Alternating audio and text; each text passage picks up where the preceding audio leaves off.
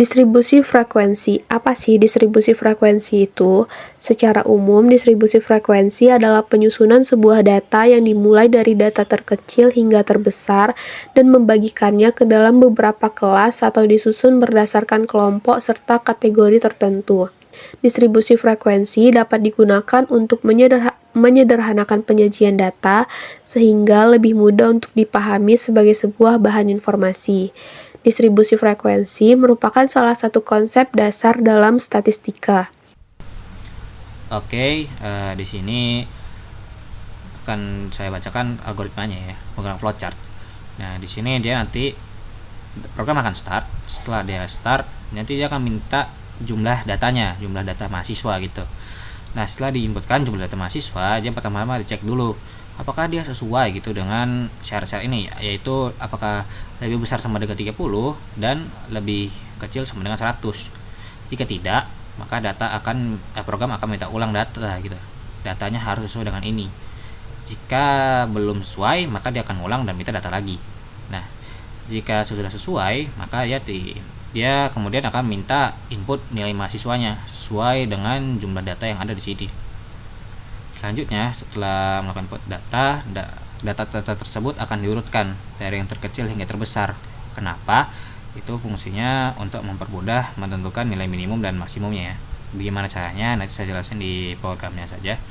Setelah nilai minimum dan maksimum didapatkan, selanjutnya dia akan menghitung jumlah kelas pakai rumus Sturges ya. Setelah itu menghitung interval kelas. Setelah itu membagi data ke dalam kelas interval, menghitung frekuensi setiap kelas, yaitu frekuensi relatif dan frekuensi kumulatif ya. Nah, selanjutnya setelah proses-proses tersebut, maka yang terakhir mereka melakukan output atau tampilan tabel ya, tabel distribusi frekuensinya gitu. Setelah tabel ditampilkan, maka program akan selesai. Nah, di sini programnya ya teman-teman ya. Di sini saya pakai IOStream, CMake dan IOManip ya. IOStream itu untuk input output, CMake itu perhitungan, dan IOManip itu buat tabelnya aja.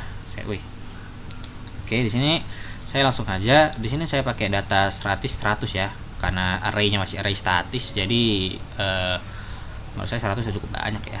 Terus di sini dia minta input ya, data yang ini sampai si n. Nah, setelah penginputan jumlah datanya, apakah ada, maksudnya dia akan minta validasi ya teman-teman ya, dimana dia akan meminta apakah datanya itu sudah sesuai, yaitu lebih besar sama dengan 30 atau lebih kecil sama dengan 100. Jika tidak, seperti ini, if data yang dimasukkan itu lebih kecil dari 30 atau data dimasukkan lebih besar dari 100, maka ada pesan error ya, error data harus 30 dan 100 gitu, dan akan terus berulang gitu, karena dia pakai do while gitu, dia akan terus mengulang gitu. Nah, jika data sudah memenuhi syarat, dia selanjutnya akan minta masukkan nilai gitu, minta nilai-nilai datanya gitu, tergantung dengan berapa jumlah data yang dimasukin. Misalnya minta data 35, ya dia akan minta data sampai 35 karena dia berulang teman-teman di sini. Dia mengulang terus. Nah, sudah masukkan data yang dimasukkan tadi akan di sorting ya, atau diurutkan gitu. Dari yang terkecil yang terbesar, ascending ya. Kenapa? Karena di perhitungan statistik di mana untuk mencari nilai maksimum dan minimum, saya menggunakan data 0 ya. Yang berarti nanti setelah data diurutkan, maka data yang paling kecil akan menjadi data minus. Sementara data yang paling besar akan menjadi max.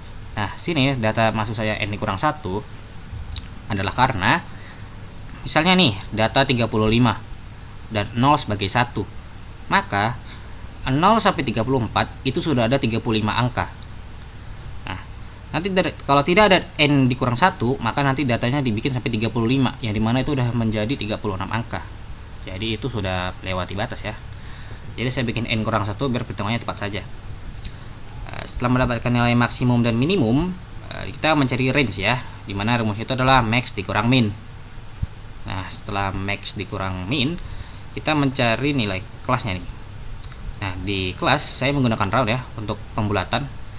Maksud pembulatannya itu nanti kalau misalnya dapatnya 3,2, maka langsung dibulatkan ke 3. Sementara kalau mendapatkan bilangan 3,7, dia langsung dibulatkan ke 4, seperti itu teman-teman. Nah, ini dipakai rumus Sturges nih. Setelah itu dia mencari interval ya. Di sini saya pakai Ceil float range plus 1 ya. Ceil ini untuk dia bilangannya tuh dibulatkan ke atas biar tidak ada bilangan yang tumpah atau ya tumpah istilahnya ya. Baru di sini saya float biar bilangannya itu presisi ya, berkoma gitu. Kalau int mah nanti bilangannya langsung dibulatin gitu aja. So ini range plus 1 ini logikanya sama kayak ini ya, biar dia tuh hitungannya presisi gitu. Plus k ini rumusnya tuh ya, range dibagi k gitu. Nah baru di sini tuh untuk outputnya ya, data minus nanti data min, data max nanti dapat data max gitu. Nah dan ini semuanya akan diisi outkan di atas nanti, di atas tabel. Nah di sini tabelnya nih, ini untuk header dari tabel ya, ada nomor, rentang, frekuensi, relatif, dan kumulatif gitu. Nah kemudian ini untuk perhitungan isi dari tabelnya teman-teman. Pertama di sini ada int bawah min ya, nanti itu nilai paling batas bawah dia akan nyari min. Kemudian ini untuk data-data kosong ya, untuk total datanya nanti berapa, kumulatifnya berapa, terus relatifnya berapa teman-teman. Baru ini untuk for i ini untuk menghitung kelas ya, kelasnya itu ada berapa tergantung dengan nanti kelas itu dapat berapa. Kalau misalnya kelasnya 6 nih ya, akan mengulang sama 6 kali gitu.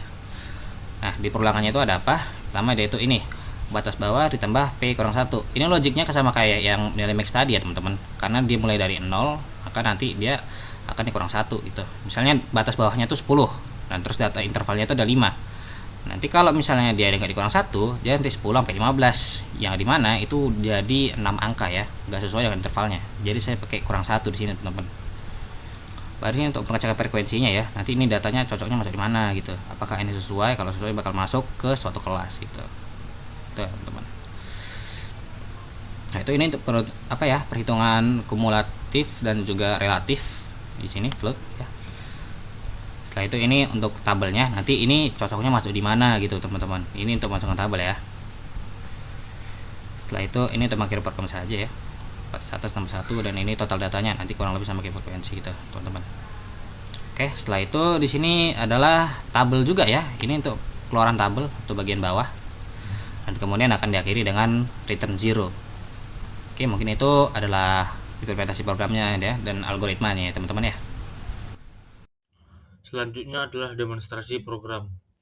Jadi, kita memasukkan jumlah datanya. Datanya di sini minimal 30. Jadi saya masukkan datanya 30. Dan lalu memasukkan nilai datanya. Jadi di sini kita masukkan nilai data dari data 1 sampai data 30.